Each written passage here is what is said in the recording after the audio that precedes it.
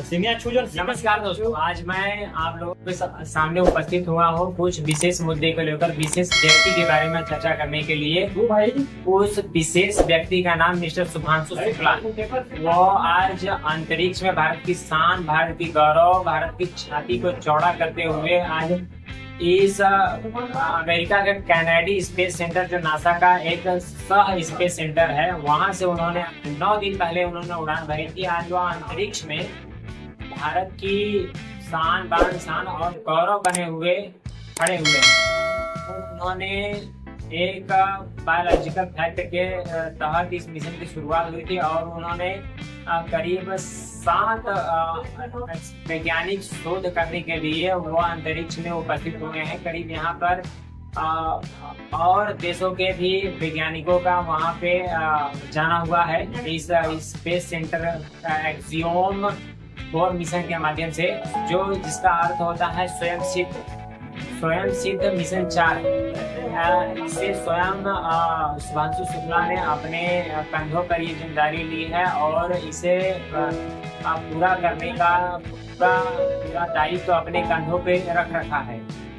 तो मैं आपको इस वीडियो के माध्यम से सूचित करूंगा कि आप शुभांशु शुक्ला कौन है और उनके पीछे की जीवन और वर्तमान जीवन, उनकी ट्रेनिंग, उनकी स्पेस सेंटर, उनकी इसरो की ट्रेनिंग और जगहों पर ट्रेनिंग, माता पिता, उनकी फैमिली बैकग्राउंड, तो उनके स्पेस सूट्स के बारे में चर्चा करेंगे और इस मिशन को ले जाने में खर्च कितना आया है और अमेरिका के किस सेंटर से इन्होंने उड़ान भरी है, उसमें नासा की क्या भूमिका रही है। और हम इस बारे में भी चर्चा करेंगे कि उन्होंने अपने पिछले जीवन में भी कितने एयरफोर्स के जो सेवा देते हुए उन्होंने क्या क्या जंगी जहाजों को आसमान में गिराया है, अपने इशारों पर, अपने चाबुक की जोर पर उन्हें दिशा दी है, उन्हें अपने अनुसार रफ्तार दी है, अपने अनुसार उतारा है, फिर से उड़ाया है, बार बार ये प्रक्रिया कितनी बार दोहराई है, सब विषयों पर हम चर्चा करेंगे। और हम इस बारे में भी चर्चा करेंगे कि उन्होंने अपनी इस जर्नी को जमीन से आसमान तक किस तरह पहुंचाया है। इसके लिए उन्होंने कितना फोकस और कितना लगन और मेहनत की जरूरत पड़ी है, कड़ी मेहनत की जरूरत पड़ी है, कड़ी से कड़ी मेहनत की जरूरत पड़ी है, कड़ी से कड़ी फोकस की जरूरत पड़ी है। उन्होंने एक डीप अंडरस्टैंडिंग के साथ इस बहुत ही बड़ी जिम्मेदारी का बोझ अपने कंधों पर रखा हुआ है और इस मिशन के साथ वो आसमान में, वो अंतरिक्ष में, आसमान में ही नहीं अंतरिक्ष में भी भारत का गौरव और भारत की तिरंगा, जो हमारी शान है, जो हमारी शान है, हमारी सबसे बड़ी प्रतीक है, प्रतीक चिन्ह है, उसे लेकर के वो इस मिशन के माध्यम से अंतरिक्ष में अपना झंडा लहरा रहे हैं और सबसे ऊपर किया हुआ है। इसके लिए मैं हम सभी भारतीयों को अपनी ओर से भी और इस मिशन के माध्यम से भी और शुभांशु शुक्ला जी और प्रधानमंत्री जी और इस बजट में और इस मिशन में सभी सहकर्मी और इसरो के सभी कर्मचारियों को मैं अपने पूरे हृदय से सम्मान करता हूँ और उन्हें बधाई देना चाहता हूँ कि ऐसे कर्तव्य करने वाले ऐसे कारनामे को कर भारत के गौरव को, जैसे कि हमने पिछले कुछ विगत दिनों में देखा कि हमें चंद्रमा के दक्षिणी ध्रुव पर भी अपना स्पेस शटल, अपना स्पेस गगनयान को उतार करके एक विश्व भर में अपना एक स्पेस में अपनी एक छाप छोड़ी है, एक तरह से ईमान और इतिहास रचा है। और उसके लिए भी मैं सभी भारतीय और अपने इसरो के सभी वैज्ञानिकों, भारत सरकार को बहुत बहुत धन्यवाद करना चाहूँगा। और मैं इस मिशन में चर्चा करना चाहूँगा अच्छी के बारे में चर्चा करना यूपी के लखनऊ जिले से संबंध रखते हैं, जो कि मेरा भी राज्य है। मैं मिर्जापुर का निवासी हूँ। तो मैं बताना चाहूँगा शुक्ला की ये जर्नी बहुत आसान नहीं थी, क्योंकि उन्होंने जर्नी जिस तरह से शुरुआत की थी उसमें उन्होंने काफ़ी कमाल किया हुआ है।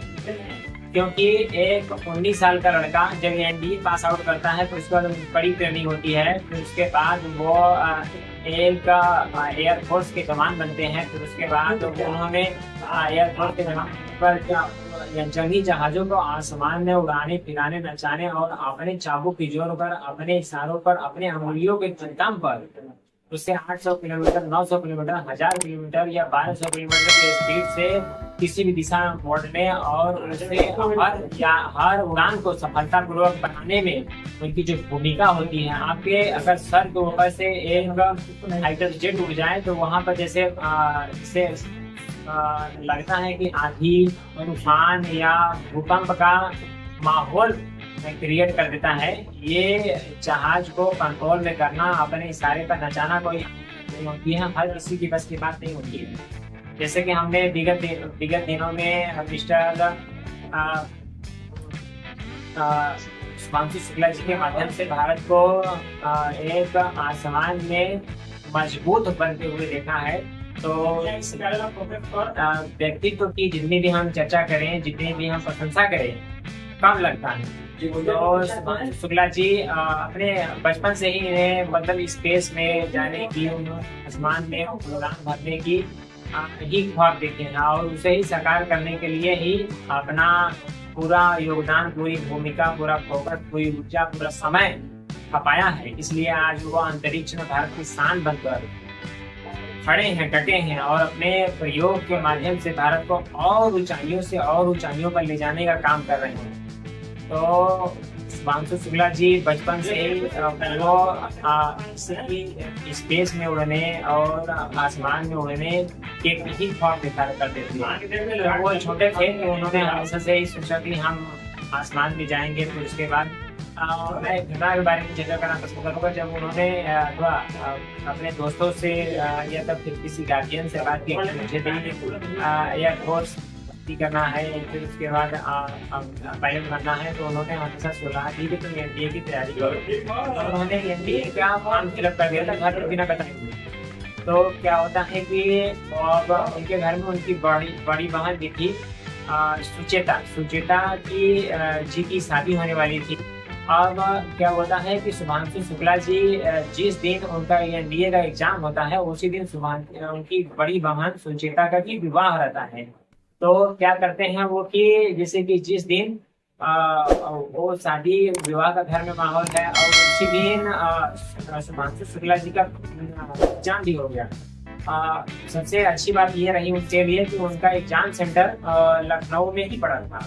तो क्या होता है कि जिस दिन शादी रहती है उनके कंधों पर, जैसे घर का बड़ा बेटा है, घर का एक ही बेटा है, उनके कंधों पे जिम्मेदारी रहती है। पिताजी अपेक्षा करते हैं कि काफी ज्यादा समय, मेरे घर भी शादी कुछ दिनों में थी अभी पिछले महीने, तो मैंने उन जिम्मेदारियों को महसूस किया कि कितना समय देना पड़ता है, कितना काम करना पड़ता है, कितने सारे चीजों का मैनेजमेंट रखना पड़ता है। और ये शादी अगर किसी लड़की या बेटी के घर में हो जाए, ये जिम्मेदारियाँ आपकी 2 गुनी 4 गुनी हो जाती है।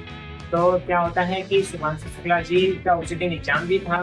तो उन्होंने क्या किया कि बिना घर पे किसी को बताए घर में अपनी सेकेंड हैंड साइकिल उठाते हैं और वो एनडीए का एग्जाम देने चले जाते हैं बिना घर पे किसी को बताए। और पिताजी तो यहाँ हड़बड़ाए हुए हैं कि बेटा कहाँ चला गया, आज घर में शादी है, क्या की पहली शादी है घर में, उनको यहाँ पे होना चाहिए, अपनी जिम्मेदारियों का निर्वहन करना चाहिए, उन्होंने पूरा काम देखना चाहिए, उनके कंधों पर पूरी जिम्मेदारी होगी क्योंकि उनकी बहन की शादी है।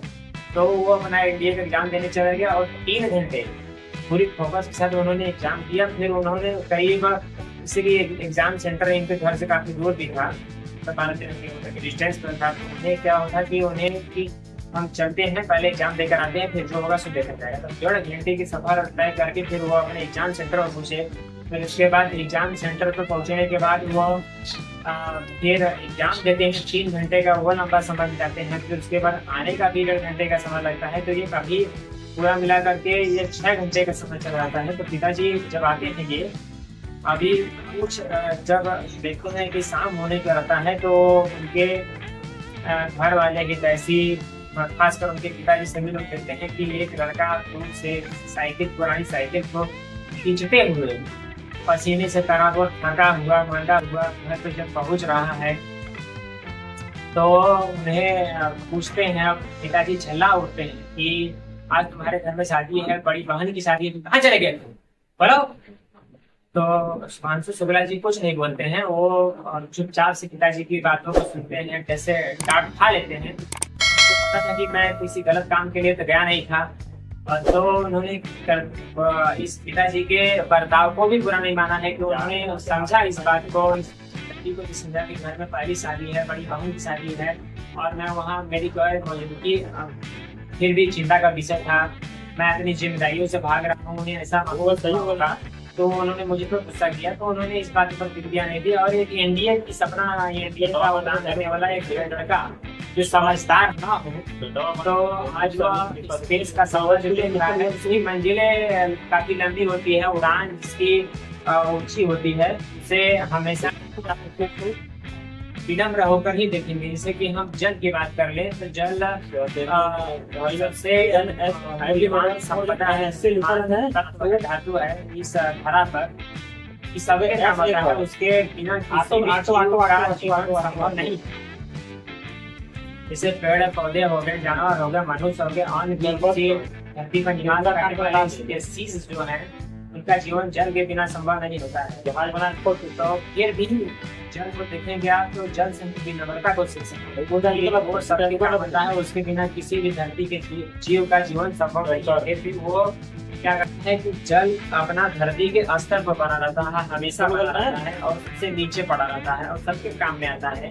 और ये इसलिए माना जाता है कि ये रूपांतरित होकर के हमेशा रूप को बदल बदल करके अपने अवधि को हमेशा बढ़ाता रहता है, क्योंकि हम जल को तीन रूप से पा सकते हैं। जैसे कि हम कहते हैं कि जल जब भी है, जैसे तरल भी हो गया, जल गैस का भी रूप लेता है भाप बन करके, ठोस भी बन जाता है बर्फ बन करके। तो इसके बहुत सारे रूप हैं। जैसे हम ब्रह्मा विष्णु महेश का भी रूप लेकर बोल सकते हैं कि हमारे आदि देव हैं, हमारे सनातन। तो हम फिर से मुद्दे की वजह उन्होंने पिताजी की बात का उन्होंने अपने काम में लग गए, अपनी बहन की शादी को धूमधाम से अपना करवाया। फिर उसके बाद से पिताजी को भी अपने फिर थोड़ा गिल विल किया कि नहीं पिताजी अब मैं काम में आ गया हूँ, तो अपनी पूरी जिम्मेदारी को फिर से उठा लेता हूँ और पूरी शादी में डट कर किया। फिर उसके बाद सारी कार्यक्रम जब रिजल्ट आया घर पे कि नहीं अब एग्जाम उन्होंने क्लियर कर लिया है, तो पिताजी भावुक हो गए थे कि नहीं बेटा आज कुछ करतब किया है, कुछ कमाल किया है। तो जब उनके पास ये खबर पहुंची थी कि और जिस दिन उनका एग्जाम उसी दिन बेटी की शादी थी, तो वो काफी नर्वस हो गए थे और अपने उस ये पर नर्वस पड़ गए थे कि मेहनती बेटे को इसके लिए वो अपने मन में इसके लिए उन्हें हमेशा से खेल रहा है और इस बात को काफी दोहराते में था। फिर क्या होता है कि चल लगता है वो अपने फिर वहाँ पर उन्होंने ट्रेनिंग करते हैं। फिर क्या होता है कि उन्होंने पायलट की अपनी ड्यूटी ज्वाइन कर ली। फिर उसके बाद क्या होता है कि वो ट्रेनिंग करने के बाद जो जंगी जहाज अपने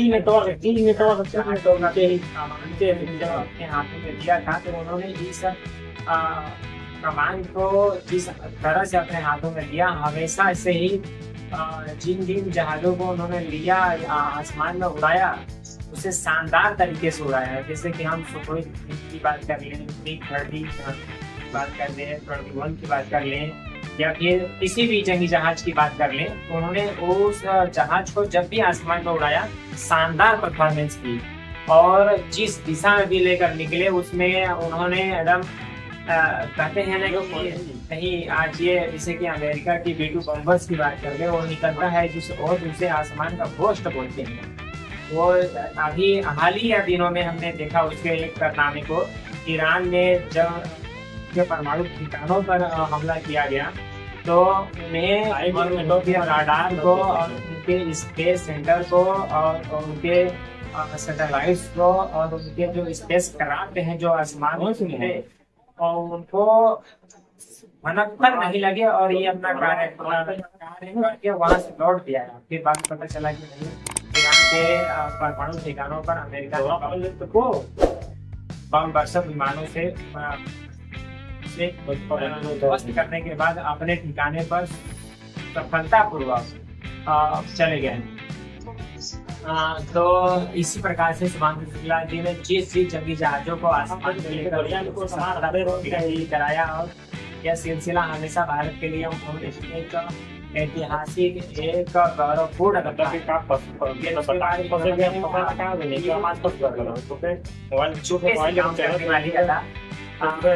से बनी रही। और मैं कहना चाहूँगा कि ये उन्होंने किताबें जो पढ़ते हैं वो काफी शांत रहते हैं, काफी विनम्र रहते हैं, काफी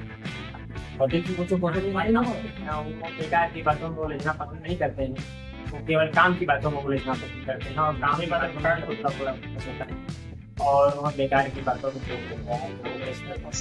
तो क्या था कि उन्होंने जब ये उनको इसरो मिशन के बारे में पता, इसरो किसी भी एस्ट्रोनॉट के लिए बोल रहे हैं, एक पायलट का जो जानकार हो, जो स्पेस के बारे में हो, जो आसमानी उड़ान के बारे में जानकार हो, जो स्पेस क्राफ्ट के बारे में जानकार हो, जो राडार के बारे में अच्छी जानकारी हो, तो ऐसे तलाश होती है। उन्होंने भी अपना एक नाम डाल दिया था। तो फिर उसके बाद क्या होता है कि इनको काफी टैलेंटेड तो थे ही, हमेशा से ही टैलेंट रहे हैं। उन्होंने अपने टैलेंट की हमेशा से ही छाप छोड़ी है, बचपन से लेके आज तक भी। हमने आज देखा है कि जिस तरह की उन्होंने आसमान से स्पेस तक, धरती से लेके भी स्पेस तक का जो सफर, जो उन्होंने अपनी जर्नी को शुरुआत की, फिर वहाँ सफलतापूर्वक किया, फिर वहाँ सफलतापूर्वक किया, फिर वो आज स्पेस में भी कभी 8 दिन बिता चुके हैं। फिर करीब 6 दिन और बिताने के बाद वो वहाँ से आएंगे, और हम उनका बेसब्री से इंतजार कर रहे हैं। उस पल का भी हमें इंतजार है कि कब 14 दिन बीते और हम कब फिर से अपने एक भारत के लाल का फिर से स्वागत करें धरती पर, और उनसे उनके स्पेस में जो तस्वीरें खींची गई हैं अपने यहाँ साझा करें, और भारत को फिर से एक गौरवपूर्ण पल का इंतजार रहेगा। और ये भी रहेगा कि हम राकेश शर्मा जी के माध्यम से जो पहले भारतीय अंतरिक्ष यात्री को देखे थे, और फिर दूसरे भारत के लाल को अपने धरा पर देख करके फिर से जो गर्व की अनुभूति, जो हमारे रोबोटे खड़े होते हैं, जो एक नई ऊर्जा और उल्लास का हमें एहसास होता है, उसे फिर से अपने देह में, अपने रोम रोम में महसूस करें। और ये मेरे मन की भाव है, मेरे साथी, मेरे टीम मेंबर्स मुझे इस समय सुन रहे हैं और मुस्कुरा रहे हैं, तो वो भी इस गौरवपूर्ण मोमेंट के लिए तैयार हैं। और वो भी सोचते हैं कि नहीं, वो क्योंकि उनके नसों में भी भारत की यही तिरंगे, यही भारत की हमेशा से हर फील्ड में मजबूत बनाने की चाह रहती है। और ये जो हम लोग वीडियो शूट कर रहे हैं, ये काफ़ी प्रेरणादायक है मेरे लिए भी। मैं इसलिए इसे और लंबे से लंबा समय देना चाहूँगा, क्योंकि हमारे जो भारतीय युवा हैं, उनके हृदय में, उनके मस्तिष्क, उनके चेतना, उनके रोम रोम में और उनके आत्मा में ये समा जाए, ये पूरी मैसेज समा जाए कि हमें भी कुछ नया, कुछ कमाल करतब कर दिखाने की क्षमता है। केवल गोरे ही नहीं, हम भी वही हैं, हमें भी वही क्षमता है। बस हमें को केवल फोकस करने की आवश्यकता है। हमें अपनी शक्ति, अपनी ऊर्जा, अपने समय को एक बिंदु पर लगा करके उसे पूरी निष्ठा और लगन के साथ और मेहनत के साथ, कड़ी से कड़ी मेहनत के साथ इसे काम करना है, और सफल बनाने की केवल ही सपने को और एक ही विचार को अपने मन में पाल करके ही लेकर चलना है, तो हम काफ़ी सफल होंगे। जैसे कि हम सुभाष शुक्ला जी के व्यक्तित्व, ऐसे व्यक्तित्व के माध्यम से हम देख सकते हैं। तो उन्होंने क्या होता था कि उन्होंने अपना ये फॉर्म अप्लाई कर दिया, तो क्या हुआ कि उन्हें ज्वाइनिंग लेटर फिर से आ गया इसरो के माध्यम से। फिर इसरो ने इनका चयन कर दिया कि वो वहाँ जाने लगे। तो मम्मी पापा से उन्होंने बताया, तो मम्मी पापा भी फिर से उनका गर्व से छाती चौड़ी हो गई, सर उनका ऊपर हो गया। फिर उन्होंने खुशी खुशी और उनकी वाइफ कामना जी ने भी उन्होंने गले से लगाया और उनको इस मिशन के लिए शुभकामनाएं दी और कहा कि यह मिशन आपका सफल हो, एक और सफलता का इंतजार करेंगे। तो गले गिरा और भावुक हो गई थी उनका भी। तो इस पल के तो सबको इंतजार होता है और भावुक हो जाती है सब। इसका हर माता पिता, मेरे माता पिता भी होते हैं। तो जैसे कि परिवार है तो कुछ उसमें चलता रहता है अपना। फिर भी क्या होता है कि अगर बेटी की सफलता हो, बेटी कुछ कमाल कर दिखाए, तो इस पल का हर पिता को इंतजार होता है, हर माता को इंतजार होता है कि मेरा बेटा कुछ ऐसा कमाल कर दिखाए कि मेरी भी छाती चौड़ी हो जाए। कुछ अपना उनके भी अरमान होते हैं, उनके भी मन में बचपन में कुछ सपने होते हैं, घंटे में होते हैं, ऐसा यही सोच रहे हैं कि नहीं, मुझे भी अपने बेटे अपने लाल को हमेशा ऊपर देखना है, सबसे ऊपर देखना है, हर माँ की अरमान होती है। मगर ये बेटे पर डिपेंड करता है कि वो अपने माता पिता के लिए कितना, वो अपने लिए कितना सोचते हैं। तो इसमें पारिवारिक जुड़ाव का जो एहसास भी होता है, ये भी अपना देखने को मिलता है। क्योंकि लाइफ काफ़ी इंटरेस्टिंग रही है, जो हम विस्तार से जानेंगे। ये वीडियो काफ़ी लंबा हो रहा है मेरे साथ तो, मगर फिर भी आप मेरे साथ बने रहिए, क्योंकि इसमें हर के नस को आपको देखने को मिलेगा। क्योंकि क्या होता है कि अगर हम जीवन के हर मोड़ में संघर्ष और जो उत्साह, खुशी के परिश्रम को अगर नहीं देखते रहे हैं और उसमें नहीं महसूस कर रहे हैं, तो फिर जीवन का भी कोई महत्व नहीं रह जाता है। जबकि हम केवल सुख का ही तो जीवन संघर्षों से भरा नहीं रहेगा, सुख रहेगा तो फिर उस जीवन का भी कुछ आनंद रहेगा। आनंद जैसे कि हर परिस्थिति को जान नहीं पाएंगे ना, हम हर परिस्थिति को समझ नहीं पाएंगे, हर परिस्थिति को जान नहीं पाएंगे, तो उसका कोई महत्व नहीं रह जाता है उस जीवन का।